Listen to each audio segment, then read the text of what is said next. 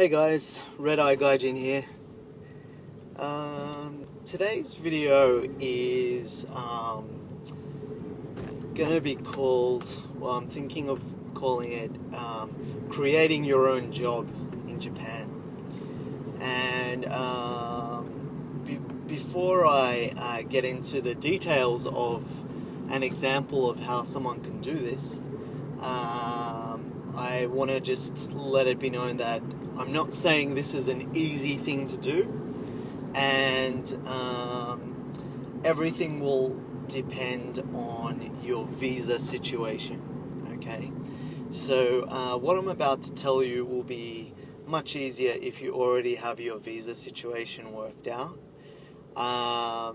but there are ways to actually get that visa situation worked out during the process. So the example I'm going to give you is actually about a guy I know who's a Canadian guy in his early 30s, and what he's done is actually he was originally employed to be a teacher in Japan. So he was working for a company that outsources English teachers to local schools, and actually they were yochien, so they were kindergartens, I think hokuen too, so kindergartens and nurseries. So he was teaching English to anything from 2 to 5 year olds, and basically after a few years of working for this company, being employed, he decided that he wanted to go and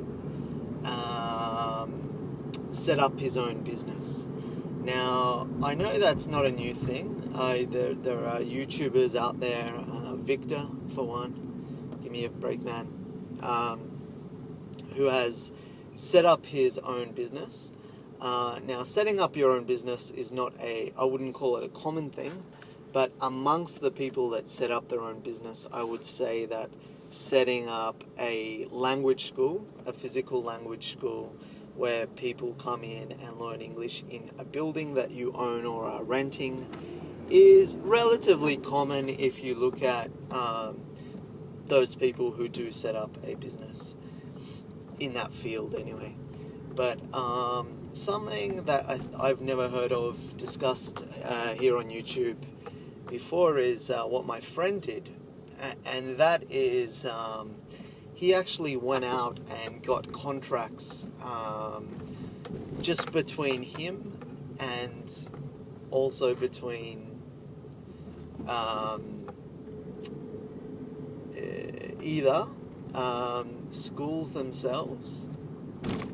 So he had a direct contract with a school where he would just go in 1 or 2 days a week and teach classes there, or with boards of education, and I've heard that's possible too, to have a direct contract with a board of education.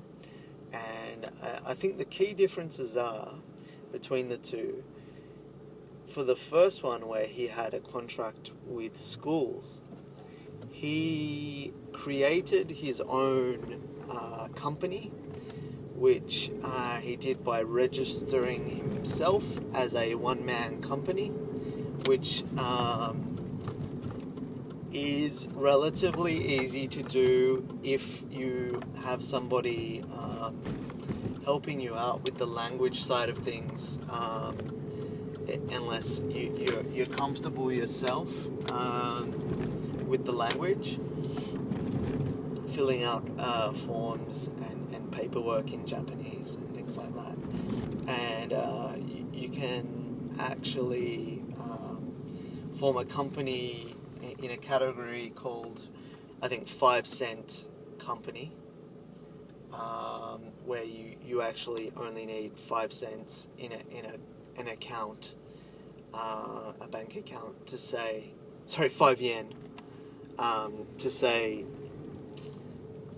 this is your official company bank account. You don't need large amounts of capital like some of the other types of companies,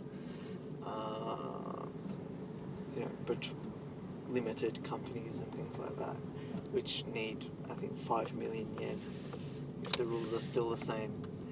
But anyway, so he set up his company himself as a one-man company, and then he's gone and made contracts with schools, and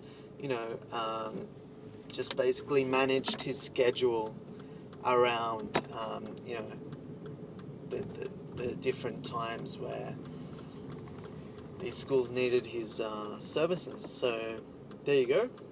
It can be done. I know the guy personally, Canadian guy, and he ended up making, I think, 3 or 4 times what he would have been making if working for a Japanese owned or an eikaiwa school who does similar things. So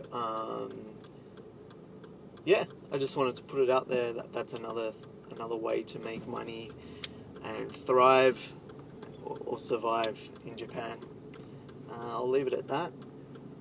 If you have any comments, thoughts, questions, please leave it in the comments. And I look forward to hearing from you all.